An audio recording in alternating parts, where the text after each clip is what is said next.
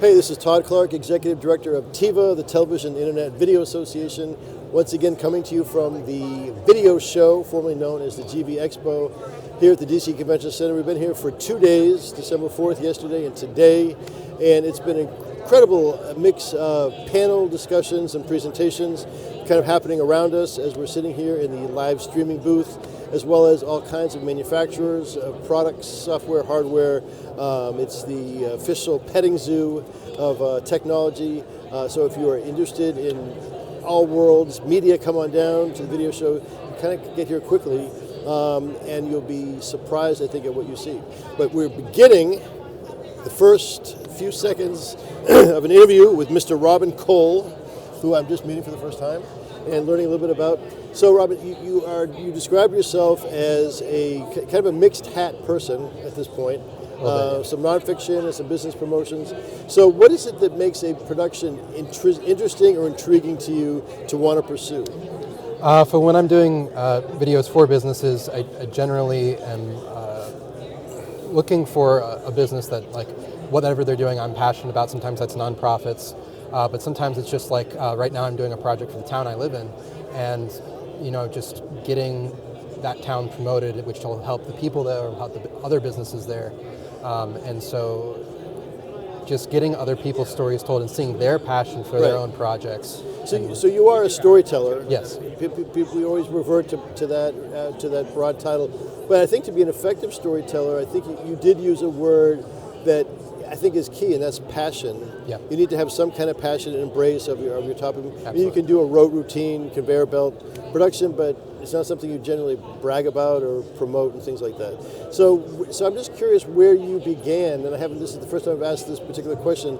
Like, were you a chatterbox kid in school, and so you have translated that into storytelling and video making, or was there a trigger event that got you into this? Well, so early on I actually started out in acting. Okay. And then that eventually I ended up getting really interested in behind the scenes, and then I went to film school, and I worked in the film and TV industry on different sets for a while, and then I just started my own business a couple of years ago. So, wow. Yeah. So to me it's both a recognizable path, but because it's yours and yours alone, it's a unique one, right? Yeah. So I'm just curious, from the acting point of view, were you doing more character work, or were you doing episodic stuff, or was it a mix of theater? Or Yeah, I started out in theater, actually doing classical Shakespeare. Wow. Okay. All right. So did some community theater as well. Did some small roles in like some student films and some extra work, but largely it moved me into more doing crew work and storytelling for my own. So that you really this is where you should be doing. Oh, absolutely. This is where you should be right now. Yeah. Okay.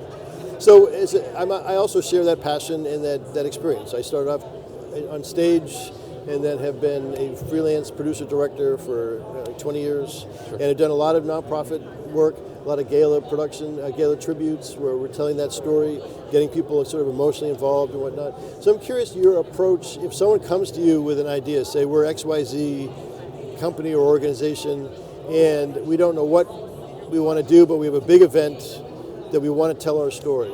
So when you get someone like that, do you kind of go, this is going to be a great relationship because I can really share my own knowledge and my experience, or do you look at it and go, oh my God, they have no idea even what they want to do. This is going to be an uphill battle. So I know it's a setup question, but and every situation is different. But for you, what's an ideal client? I guess that's the real question.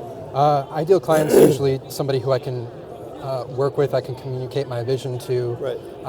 And vice versa, right? Right, and hear what kind of like any pain points, things that aren't working for them in their marketing or their business or their story, that they just don't feel like they've gotten across, and even if they've used other video before. So that's a problem solver, as well as a storyteller. Right. So do you feel like you've developed an expertise at coming in and kind of going, well, I see what you guys have done. What was your thinking here, and did that campaign actually work, or what was when you did some branding stuff here? How did that work? So you need to, like we all do, get in their heads. Absolutely. Usually it's a lack of an emotional connection, and especially with today's audience, I think people really want to see who the owners are of a business before they buy products. They really understand like okay, who am I working with Right. when you're going to differentiate between competitions. So. And not just, I mean, this maybe is part and parcel to what you're saying. You want to know what their values are. Right. Yeah. Right? Because if you don't share those values, I mean, there's a cutting-edge sword. I mean, we're all choosing our news outlets, but it's an age-old tradition to choose our brands, a preference. Absolutely. But you're helping that person say, all right, for this, the community that I feel like, or the constituent, or the buyer, I want them to share my values, right? Because I'm catering to their needs. Right.